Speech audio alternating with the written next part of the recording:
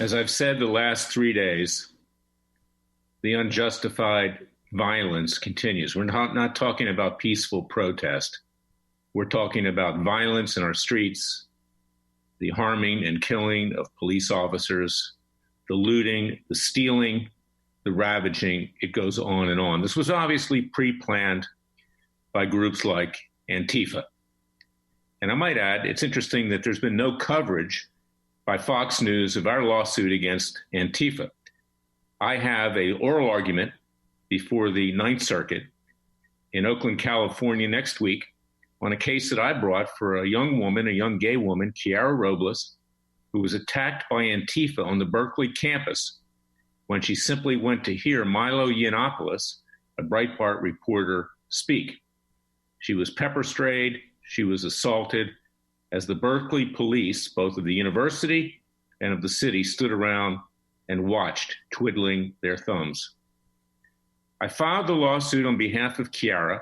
It went in front of a judge, a very leftist judge by the name of Claudia Wilkins, who is a graduate and also taught law at Berkeley Law School. And she dismissed the case. It's a long story, and you can read about it by going to freedomwatchusa.org. I'm confident that this dismissal will be reversed, particularly in light of all that's going on today.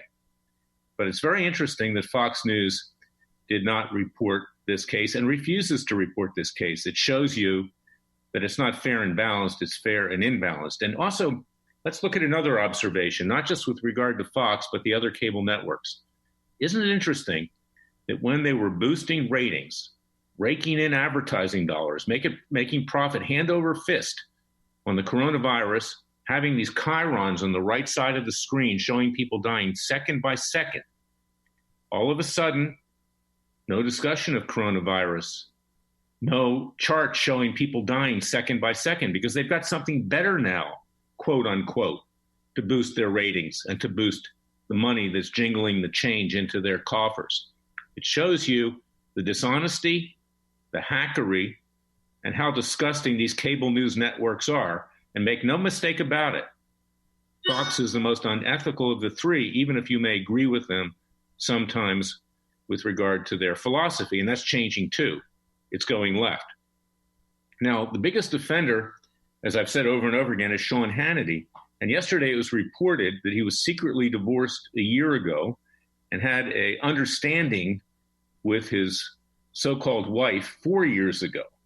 Now, people don't criticize. I'm divorced myself. I'm not criticizing him for being divorced, but by hiding it and then presenting an image that he is the perfect family man, holier than thou, religious, mom and pie, apple pie, that kind of person. It shows you the duplicitousness and the hypocrisy and dishonesty of this individual. And I've said it over and over again, because he's the one who perpetrates these falsehoods that there's going to be justice right around the corner to boost his ratings with regard to Comey, McCabe, the rest of them. He puts on these worthless guests, including Lindsey Graham, Senator Lindsey Graham, who simply go through dog and pony shows, who never do anything, but yet our clients are doing real things.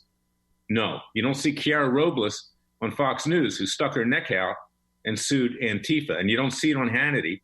You'll see people who do nothing. And that's my criticism. Now, let's get to another issue. The president now sent out a tweet that Roger Stone should sleep well at night. Well, maybe he's going to pardon him very, very soon. But he should take into account, with the testimony yesterday of the lying on the FISA warrants that triggered the witch hunt against him, lying under oath, that Roger Stone was convicted for lying under oath, for intimidating witnesses, tampering with witnesses, and obstruction of justice. If the president pardons Stone, he is in effect condoning the lying in the FISA warrants that got him enmeshed in a witch hunt and ultimately got him impeached. Never convicted, but impeached. And that's a problem. Now, I'm also going to say this, because I say constructive criticism. I personally support the president, but he's got to get his act together. And he's not doing enough with regard to China. We're doing it. We're carrying the load at Freedom Watch with our class action lawsuit in Dallas, Texas, in Jerusalem, Israel, and our criminal case in The Hague, Holland, against the communist Chinese leadership to have them thrown in prison. So what's the verdict, fellow patriots and supporters? Freedom Watch is carrying the load of our government, not just of our so-called Justice Department, which does little to nothing, but also the president himself, because he's not been strong enough. And he needs to start getting his act together and talking out of one side of his mouth rather than out of both sides of his mouth if he wants to be reelected. And he is in jeopardy right now.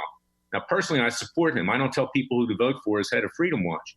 But this is important. And we're, in effect, his defense counsel. We've done it many, many times. We don't get any credit because Stone obviously has defamed me with Trump as he defamed my client, Jerry Corsi, and has lawsuits pending in that regard.